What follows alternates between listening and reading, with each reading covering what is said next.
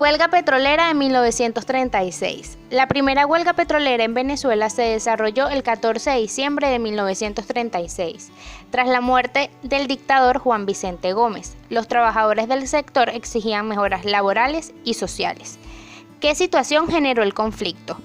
Se comenzó a organizar la primera posibilidad de una huelga petrolera para pedir reivindicaciones a los trabajadores de la industria, ya que vivían en condiciones inframundas, ya que las transnacionales no tenían regulaciones durante la dictadura de Gómez, calculaban el pago, los impuestos y las regalías, lo cual no alcanzaba para otorgar condiciones de vida mínimas. El tipo de conflicto fue político, económico y social.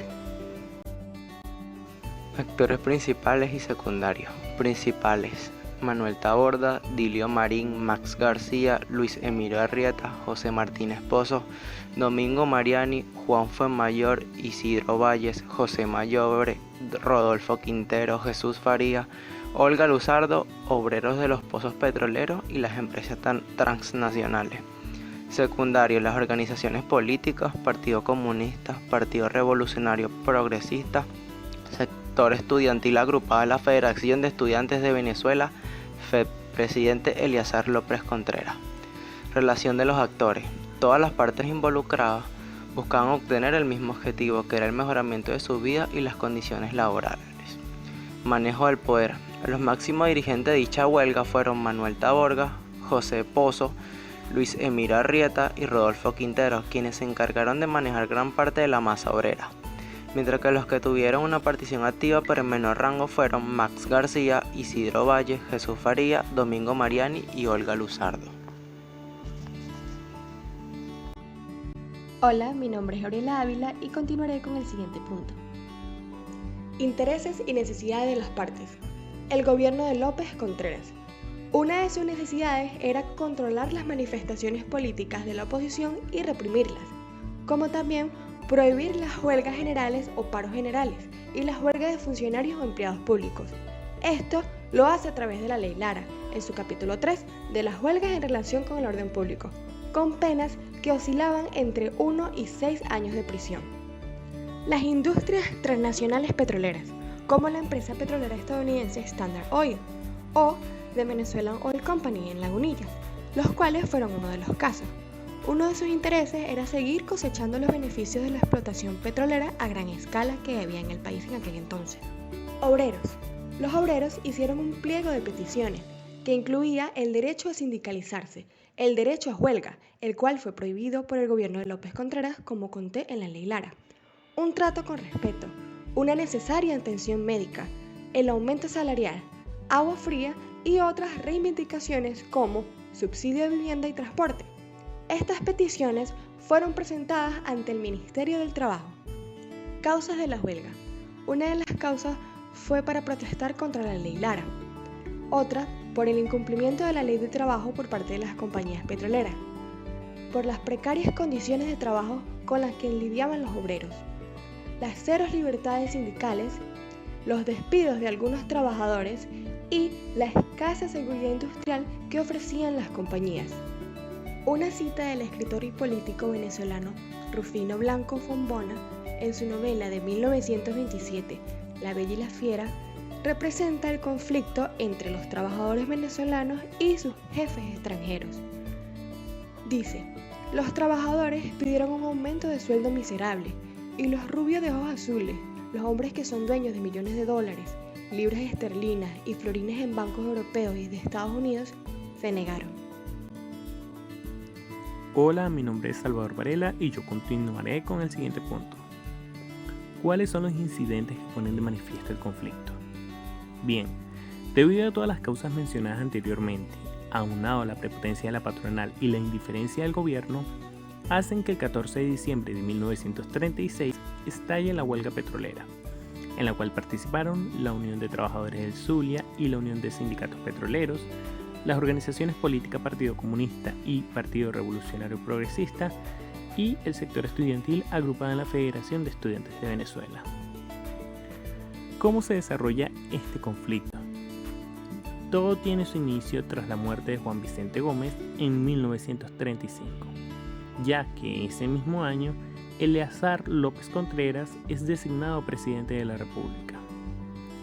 El año de 1936 comienza cargado de una gran conflictividad social y revueltas populares de los ciudadanos que demandaban libertades democráticas, exigiendo al recién instalado gobierno de Eleazar López Contreras la liberación de los presos políticos, el regreso de los exiliados, la legalización de los sindicatos y una nueva ley del trabajo.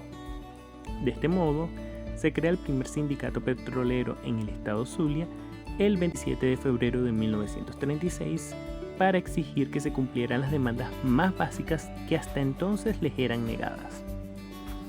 El Ejecutivo aceptó las demandas de los manifestantes. Sin embargo, en junio del mismo año, el gobierno presentó el proyecto de Ley de Orden Público.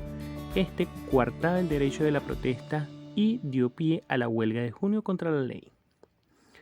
Poco a poco, los malestares laborales se hacían más evidentes. Los obreros petroleros denunciaban cada vez más frecuentes las condiciones a las que eran sometidos por parte de las transnacionales, el incumplimiento de la nueva ley del trabajo y el desconocimiento de los sindicatos. El 30 de noviembre, obreros de Lagunillas dan a conocer una serie de demandas a The Venezuelan Oil Company, entre las cuales pedían que se cumplieran las 8 horas laborales establecidas en la ley, el reconocimiento de los sindicatos por parte de la empresa, la reincorporación de los obreros despedidos y un salario mínimo de 10 bolívares. Tras un periodo de tiempo sin respuesta por parte del gobierno, el 14 de diciembre estalla la huelga petrolera, que consistió en el paro laboral de más de 20.000 trabajadores al servicio de las compañías transnacionales petroleras, quienes exigían mejores condiciones de trabajo, ya que las condiciones de la época eran aberrantes. La huelga culminó de forma abrupta luego de una violenta represión militar y policial el 22 de enero de 1937, que puso fin al conflicto con el aumento de 1 bolívar al salario de los trabajadores. ¿Cómo se terminó este conflicto? Luego de 47 días, la huelga culminó de una forma abrupta luego de una violenta represión militar y policial en contra de los trabajadores y la intervención ejecutiva del gobierno de Eleazar López Contreras tras la firma de un decreto el día 22 de enero de 1937, en donde se argumentaba las consecuencias económicas que causaban graves daños a la nación, el otorgamiento de unas mínimas reivindicaciones y la vuelta al trabajo con mejores condiciones.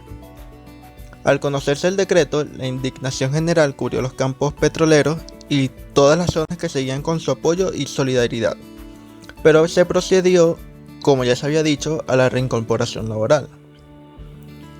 ¿Cuáles son los resultados de este conflicto? ¿Cuáles fueron los resultados? Un evento político y social de esta magnitud obviamente deja muchos resultados, tanto negativos como positivos.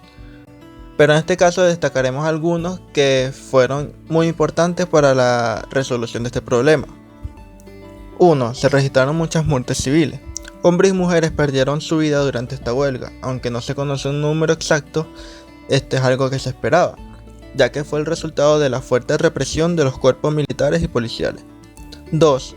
Con respecto al decreto que firmó el presidente Eleazar López Contreras, las soluciones que él dio para ese entonces fueron el aumento del sueldo mínimo, que para ese año rondaba entre los 8 y 10 bolívares. El aumento solo fue de 1 bolívar. Subsidio para las viviendas de los trabajadores y mejores condiciones de trabajo. Además también de la creación del Congreso y confederaciones de trabajadores, lo que aceleró la promulgación de una ley del trabajo y el desarrollo y formación de sindicatos. La huelga de 1936 pasó a la historia como la más larga e importante del sector petrolero, lo que abrió un camino para los derechos laborales y políticos de nuestra clase y para el país.